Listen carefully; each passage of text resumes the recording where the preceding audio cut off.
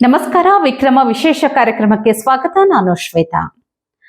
ಯಾಕೋ ಏನೋ ಮಿಸ್ ಹೊಡಿತಾ ಇದೆ ಅಂತ ಅನಿಸ್ತಾ ಇದೆಯಲ್ವಾ? ರಾಹುಲ್ ಗಾಂಧಿಗೆ ಬುದ್ಧಿ ಕಲಿಸೋಣ ಅಂತ ಸಿದ್ದರಾಮಯ್ಯ ಮತ್ತು ಡಿ.ಕೆ. ಶಿವಕುಮಾರ್ ಅವರು ಒಂದು ಹೊಸ ಗೇಮ್ ಆಡಿದಂಗೆ ಕಾಣ್ತಾ ಇದೆ. ಎಂಥ ಅವಸ್ಥೆ ನೋಡಿ. ಇವತ್ತು ಕರ್ನಾಟಕ ಕಾಂಗ್ರೆಸ್ನ ಈ ಇಬ್ಬರು ನಾಯಕರಿಂದಲೇ ರಾಹುಲ್ ಗಾಂಧಿ ಮಾನ ಹರಾಜಾಗ್ತಾ ಇದೆ. ಇಷ್ಟು ದಿನ ಮೋದಿಜಿಯನ್ನ ಸೋಲಿಸೋಕೆ ಏನ್ ಪ್ಲಾನ್ ಮಾಡಿದ್ರೋ ಅದೆಲ್ಲ ಪಾಪ ನೀರಲ್ಲಿ ಹೋಮ ಮಾಡಿದಂಗೆ ಆಗ್ಬಿಟ್ಟಿದೆ. ಅಷ್ಟಕ್ಕೂ ಏನಾಯ್ತು ಅಂಥದ್ದು? ಇಬ್ಬರು ನಾಯಕರು ರಾಹುಲ್ ವಿರುದ್ಧ ಯಾಕೆ ಸೇಡು ತೀರಿಸಿಕೊಳ್ತಾರೆ? ಎಲ್ಲದರ ಬಗ್ಗೆ ಡೀಟೇಲ್ ಆಗಿ ಇವತ್ತಿನ ಕಾರ್ಯಕ್ರಮದಲ್ಲಿ ಮಾತಾಡ್ತಾ ಹೋಗ್ತೀನಿ. ವೀಕ್ಷಕರೇ, ಇದು ಎಂಥ ವಿಚಿತ್ರ ಸ್ಟೋರಿ ಅಂದ್ರೆ, ರಾಹುಲ್ ಗಾಂಧಿ ಅವರ ವಿರುದ್ಧ ಅವರದೇ ಪಕ್ಷದ ಆಡಳಿತವಿರುವ ಕರ್ನಾಟಕ ಸರ್ಕಾರ ಒಂದು ಮಹತ್ವದ ವರದಿಯನ್ನ ಬಿಡುಗಡೆ ಮಾಡಿದೆ. ಈ ವರದಿ 2029 ಲೋಕಸಭಾ ಚುನಾವಣೆಯಲ್ಲಿ ಮೋದಿ ಅವರನ್ನ ಸೋಲಿಸಲು ರಾಹುಲ್ ಗಾಂಧಿ ಹೊಂದಿದ್ದ ದೊಡ್ಡ ಕನಸನ್ನ ನುಚ್ಚು ನೂರು ಮಾಡುವಂಥದ್ದು. ಕರ್ನಾಟಕ ಸರ್ಕಾರವೇ ನಡೆಸಿದಂತಹ ಈ ಸಮೀಕ್ಷೆಯು ರಾಹುಲ್ ಗಾಂಧಿ ಅವರ ರಾಜಕೀಯ ತಂತ್ರಗಳನ್ನ ಮತ್ತು ಅವರು ದೇಶಾದ್ಯಂತ ಹರಡುತ್ತಿದ್ದ ಚುನಾವಣಾ ಅಕ್ರಮ ಅನ್ನೋ ಸುಳ್ಳನ್ನ ಬಟಾಬಯಲು ಮಾಡಿದೆ. ಕೆಲ ದಿನಗಳ ಹಿಂದೆ ಕರ್ನಾಟಕದಲ್ಲಿ ಒಂದು ವಿಶೇಷ ಸಮೀಕ್ಷೆಯನ್ನ ನಡೆಸಲಾಯಿತು. ವಿಶೇಷ ಅಂದ್ರೆ, ಈ ಸಮೀಕ್ಷೆಯನ್ನ ನಡೆಸುವಂತೆ ಆದೇಶ ಕೊಟ್ಟಿದ್ದು ಕರ್ನಾಟಕದ ಕಾಂಗ್ರೆಸ್ ಸರ್ಕಾರನೇ. ಒಂದು ಖಾಸಗಿ ಏಜೆನ್ಸಿಗೆ ಈ ಸಮೀಕ್ಷೆಯ ಜವಾಬ್ದಾರಿಯನ್ನ ನೀಡಲಾಗಿತ್ತು. 2024 ಲೋಕಸಭಾ ಚುನಾವಣೆಯ ನಂತರ ದೇಶದ ಜನರಿಗೆ ಇವತ್ತಿಗೂ ಚುನಾವಣಾ ಪ್ರಕ್ರಿಯೆ ಮೇಲೆ ಎಷ್ಟು ನಂಬಿಕೆ ಇದೆ? ವೋಟ್ ಕಳ್ಳತನ ಅನ್ನೋ ಆರೋಪದ ಬಗ್ಗೆ ಜನರ ಅಭಿಪ್ರಾಯ ಏನು? ಜೊತೆಗೆ ಇವಿಎಂ ಮೇಲೆ ಎಷ್ಟು ಭರವಸೆ ಹೊಂದಿದ್ದಾರೆ? ಇದನ್ನೆಲ್ಲ ತಿಳಿದುಕೊಳ್ಳೋದಕ್ಕೆ ನಡೆಸಿದಂತಹ ಸಮೀಕ್ಷೆ ಇದಾಗಿತ್ತು. ನೋಡಿ, ಒಂದು ಕಡೆ ರಾಹುಲ್ ಗಾಂಧಿ ದೆಹಲಿಯಲ್ಲಿ ಕೂತ್ಕೊಂಡು ಚುನಾವಣಾ ಆಯೋಗ ಮತ್ತು ಇವಿಎಂ ಮೇಲೆ ನಿರಂತರವಾಗಿ ಪ್ರಶ್ನೆಗಳನ್ನ ಮಾಡ್ತಾ ಇದ್ದಾರೆ.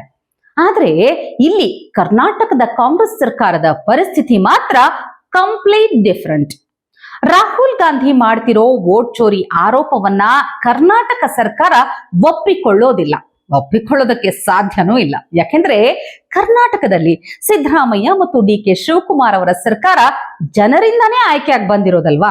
ಸೊ ಈಗೇನಾದ್ರೂ ಅವರು ಎಲೆಕ್ಷನ್ ಕಮಿಷನ್ ಸರಿ ಇಲ್ಲ ಅಂತ ಅಂದ್ಬಿಟ್ರೆ ಇವರು ಬುಡಕ್ಕೆ ಬಂದು ಬಿಡುತ್ತೆ. ಸರಿ ಇಲ್ಲದೆ ಇದ್ದ ಮೇಲೆ ನೀವು ಗೆದ್ದಿದ್ ಹೇಗೆ ಅಂತ. ಈ ಕಡೆ ಪಕ್ಕದ ತೆಲಂಗಾಣದ ರೇವಂತ್ ರೆಡ್ಡಿ ಆಗಿರಬಹುದು ಅಥವಾ ಹಿಮಾಚಲ ಪ್ರದೇಶದ ಸುಕ್ಕು ಅವರ ಸರ್ಕಾರಗಳು ಆಗಿರಬಹುದು, ಇದೇ ಸಿಚುವೇಶನ್ ಅಲ್ಲಿ ಇದ್ದಾರೆ. ಅವರೆಲ್ಲ ನಮ್ಮದು ನ್ಯಾಯಯುತ ಗೆಲುವು ಅಂತಲೇ ಹೇಳಿಕೊಂಡು ಬಂದಿದ್ದಾರೆ. ಆದರೆ ದೆಹಲಿಯ ಕಾಂಗ್ರೆಸ್ ನಾಯಕರು ಮಾತ್ರ ಈ ಚುನಾವಣೆಗಳು ನಿಷ್ಪಕ್ಷಪಾತವಾಗಿ ನಡೆಯುತ್ತಿಲ್ಲ ಅನ್ನೋ ಅದೇ ರಾಗ ಹಾಡ್ತಾನೆ ಇದ್ದಾರೆ. ಈಗ ಮಜಾ ಏನಂದ್ರೆ, ಕರ್ನಾಟಕ ಸರ್ಕಾರ ನಡೆಸಿದ ಸಮೀಕ್ಷೆಯ ಫಲಿತಾಂಶ ಹೊರಬಂದಿದೆ. ಆ ಫಲಿತಾಂಶ ಭಾರತೀಯ ಜನತಾ ಪಕ್ಷಕ್ಕೆ ಸಂತೋಷ ತಂದಿದೆ, ಕರ್ನಾಟಕ ಕಾಂಗ್ರೆಸ್ಗೂ ಖುಷಿ ಕೊಟ್ಟಿದೆ. ಆದ್ರೆ ಕಾಂಗ್ರೆಸ್ ಹೈಕಮಾಂಡ್ಗೆ ದೊಡ್ಡ ತಲೆನೋವು ತಂದಿಟ್ಟಿದೆ. ಆಕ್ಚುಲಿ ಈ ಸಮೀಕ್ಷೆಯಲ್ಲಿ ಪಾಲ್ಗೊಂಡ ಕರ್ನಾಟಕದ 91% ಜನರು ಚುನಾವಣಾ ಪ್ರಕ್ರಿಯೆ ಬಗ್ಗೆ ನಂಬಿಕೆ ಇಟ್ಟಿದ್ದಾರೆ. ಅವರೆಲ್ಲ ಹೇಳೋದು ಒಂದೇ, ನಮಗೆ ಚುನಾವಣೆಯ ಪ್ರಕ್ರಿಯೆಯ ಬಗ್ಗೆ ಸಂಪೂರ್ಣ ನಂಬಿಕೆ ಇದೆ ಅಂತ. ಅಷ್ಟೇ ಅಲ್ಲ, ಯಾವುದೇ ರೀತಿಯ ವೋಟ್ ಚೋರಿ ನಡೀತಾ ಇಲ್ಲ, ಇವಿಎಂ ಮೇಲೆ ನಮಗೆ ತುಂಬಾ ಭರವಸೆ ಇದೆ ಅಂತಲೇ ಹೇಳ್ತಾ ಇದ್ದಾರೆ. ಈ ಫಲಿತಾಂಶ ಈಗ ರಾಹುಲ್ ಗಾಂಧಿ ಅವರು ಇಷ್ಟು ದಿನ ವೋಟ್ ಚೋರಿ ಅಂತ ಮಾಡ್ತಾ ಇದ್ದಂತಹ ಎಲ್ಲಾ ಆರೋಪಗಳನ್ನ ಒಂದೇ ಏಟಿಗೆ ಧ್ವಂಸ ಮಾಡಿ ಹಾಕಿದೆ. ಪಾಪ ಸಿದ್ದರಾಮಯ್ಯ ಅವರ ಸರ್ಕಾರದಿಂದಲೇ ರಾಹುಲ್ ಗಾಂಧಿಯ ಮಾನ ಹರಾಜಾಗ್ತಾ ಇದೆ. ನೋಡಿ, ರಾಹುಲ್ ಗಾಂಧಿ ಅವರು ಈ ವಿಷಯವಾಗಿ ದೇಶಾದ್ಯಂತ ಆಂದೋಲನ ಮಾಡಲು ಯುವಕರನ್ನ ಮತ್ತು ನ್ಯಾಯಾಧೀಶರನ್ನ ಕರೆದಿದ್ರು. ದೊಡ್ಡ ಮಟ್ಟದ ಕರೆ ನೀಡಲಾಗಿತ್ತು. ಆದ್ರೆ ದೆಹಲಿ, ಪಂಜಾಬ್, ಗುಜರಾತ್ ಅಥವಾ ರಾಜಸ್ಥಾನದಲ್ಲಿ ಯಾವುದೇ ದೊಡ್ಡ ಪ್ರತಿಭಟನೆಗಳು ನಡೆಯಲಿಲ್ಲ. ಯಾಕಂದ್ರೆ ಯಾರಿಗೂ ರಾಹುಲ್ ಗಾಂಧಿಯ ಆರೋಪದ ಬಗ್ಗೆ ಒಪ್ಪಿಗೆನೇ ಇರಲಿಲ್ಲ. ಉದಾಹರಣೆಗೆ, ಬಿಹಾರದ ಚುನಾವಣಾ ಫಲಿತಾಂಶ ಬಂದ ನಂತರ ರಾಹುಲ್ ಗಾಂಧಿ ಮತ್ತು ತೇಜಸ್ವಿ ಯಾದವ್ ಅವರು ಚುನಾವಣಾ ಅಕ್ರಮದ ಬಗ್ಗೆ ಟ್ವೀಟ್ ಮಾಡಿದ್ರು. ಆದ್ರೆ ನಿಯಮಗಳ ಪ್ರಕಾರ 45 ದಿನಗಳ ಒಳಗೆ ಚುನಾವಣಾ ಆಯೋಗಕ್ಕೆ ದೂರು ನೀಡಲು ಅವಕಾಶ ಇದ್ರೂ ಕೂಡ ಕಾಂಗ್ರೆಸ್ ಅಥವಾ ಆರ್ಜೆಡಿ ಯಾವುದೇ ಅಧಿಕೃತ ದೂರನ್ನ ದಾಖಲಿಸಲಿಲ್ಲ.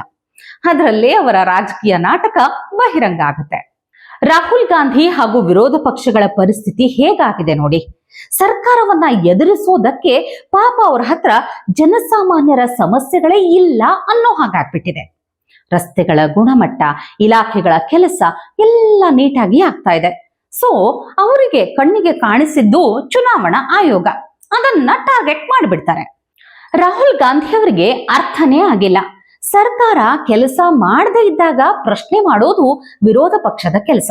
ಅದನ್ನ ಬಿಟ್ಟು ದೇಶದ ಪ್ರಜಾಪ್ರಭುತ್ವ ವ್ಯವಸ್ಥೆಯನ್ನೇ ಅಸ್ಥಿರಗೊಳಿಸೋದಲ್ಲ. ಅಮೆರಿಕ ಅಥವಾ ಜರ್ಮನಿಯಂತಹ ದೇಶಗಳ ವಿಚಾರಗಳನ್ನ ತಂದು ಭಾರತದ ವ್ಯವಸ್ಥೆಯನ್ನ ದೂಷಿಸೋದ್ರಿಂದ ಜನರಿಗೆ ಆಗಬೇಕಾಗಿದ್ದು ಏನ್ ಹೇಳಿ? ಈಗ ಈ ಸಮೀಕ್ಷೆಯ ಬಗ್ಗೆ ಕಾಂಗ್ರೆಸ್ ವಕ್ತಾರೆ ಸುಪ್ರಿಯಾ ಶ್ರೀನಾಥ್ ಅವರು ಹೇಳಿಕೆ ಕೊಟ್ಟಿದ್ದಾರೆ. ಈ ಸಮೀಕ್ಷೆಯನ್ನ ನಡೆಸಿದ ಗ್ರಾಮ್ ಅನ್ನೋ NGOದ ಮುಖ್ಯಸ್ಥರಾಗಿರುವಂತಹ ಬಾಲಸುಬ್ರಹ್ಮಣ್ಯಂ ಅವರು ಪ್ರಧಾನಿ ಕಚೇರಿಯಲ್ಲಿ PMO ಕೆಲಸ ಮಾಡ್ತಾ ಇದ್ದಾರೆ ಹಾಗೂ ಅವರು ಮೋದಿಯವರ ಆಡಳಿತದ ಬಗ್ಗೆ ಒಂದು ಪುಸ್ತಕನೇ ಬರೆದಿದ್ದಾರೆ ಅಂತ. ಹಾಗಾದ್ರೆ ಅಷ್ಟೆಲ್ಲ ಅನುಮಾನ ಇದ್ದ ಮೇಲೆ ಅದೇ ಸಂಸ್ಥೆಗೆ ಸಮೀಕ್ಷೆ ಮಾಡೋಕೆ ಕೊಟ್ಟವ್ರು ಯಾರು? ನಿಮ್ಮದೇ ಕಾಂಗ್ರೆಸ್ ಸರ್ಕಾರ ಅಲ್ವೇ?